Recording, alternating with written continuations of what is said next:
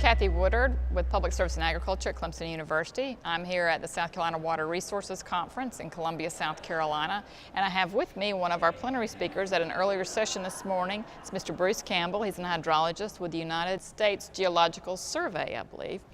And he's going to talk to us a little bit about the work that he does as a hydrologist. Can you tell me first why this conference is important for your organization and why you have a lot of people here and why you attend? Yeah, we do. I think I counted 17 talks. Yeah. I'm not sure, I didn't see a list of posters, but I imagine we have a few posters also. But it's probably the most important conference for us during the year, technical conference where we can present our work, our research to this large audience of all kinds of stakeholders, from the utilities to the state agencies to other federal agencies to the public, and even the students. We have a great collection of students. Yes, we even have some here from a high school, I think, a magnet school. So, right. So you told me earlier that you do a lot of work related to groundwater, and that seems to be the real pressing issue and the pressing need that we have is trying to figure out how to manage that resource a little better. Can you tell me a little bit about the work that you do as it relates to groundwater?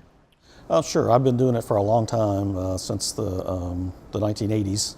But primarily what I do is build and calibrate groundwater flow models. These are computer simulations of how groundwater moves from one part of the state to the next. Most of my work is in the coastal plain of South Carolina, which is unconsolidated sediments below what we call the fall line. There's the Piedmont and the coastal plain basically in South Carolina, a little bit of Blue Ridge. But the water, you get rain here in Lexington, Aiken, Kershaw counties, and it moves underground in a series of aquifers towards the coast, basically. And a lot of utilities, industry, golf courses, things like that use the water. They drill wells, pump water out, and use it for their various purposes. But there's competition, there's multiple uses, there's water quality problems in places, there's large groundwater level declines that are being dealt with. And there's a regulatory structure that the Department of Health and Environmental Control, DHEC, administers.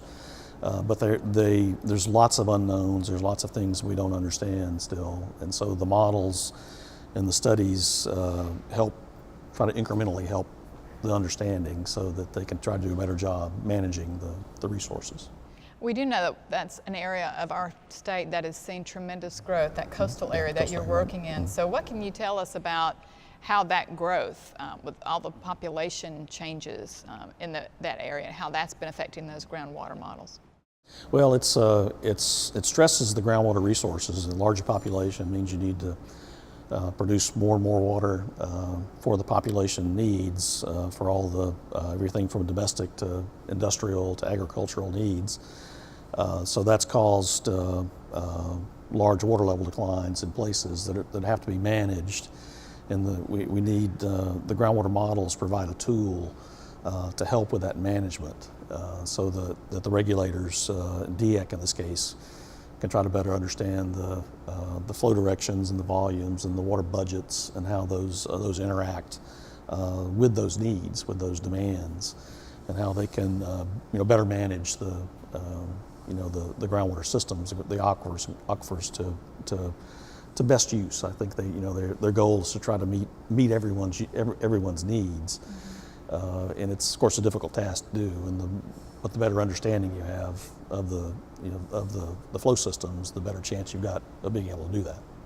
So who are the particular stakeholders who are looking closely at your groundwater models? I can imagine city management, city governments, that sort of, who would be some of the people that are looking at those? Yeah, we work closely with a number of entities. Mount Pleasant Waterworks uses a lot of groundwater. The city of Aiken, city of Sumpter, the Grand Strand area still uses a lot of groundwater from the golf course irrigation and other needs.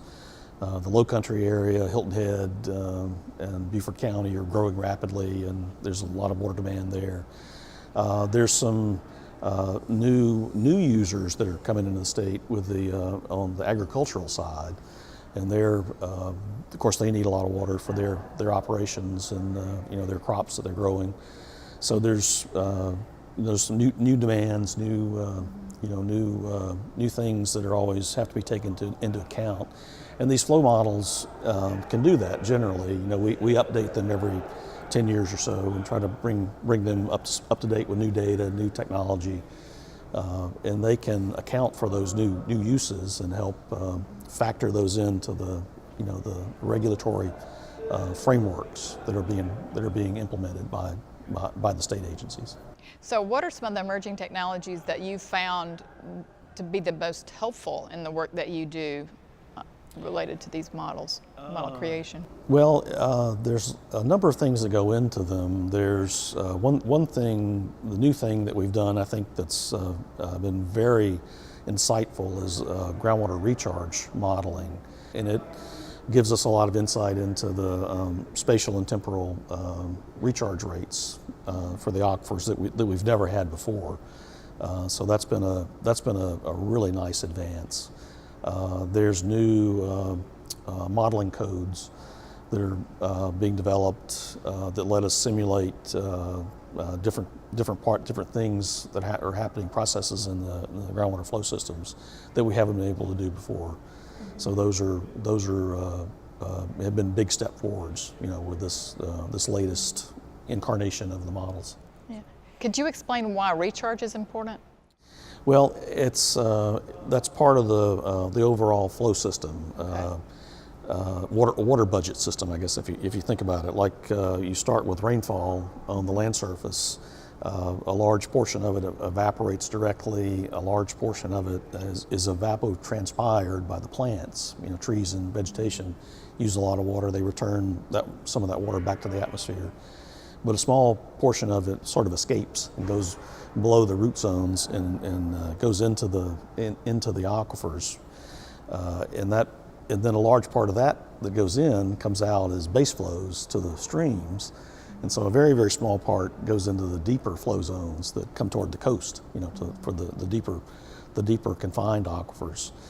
And so it's sort of like it's a cycle, but you need a starting point. And it's a good place to start to think about that groundwater recharge.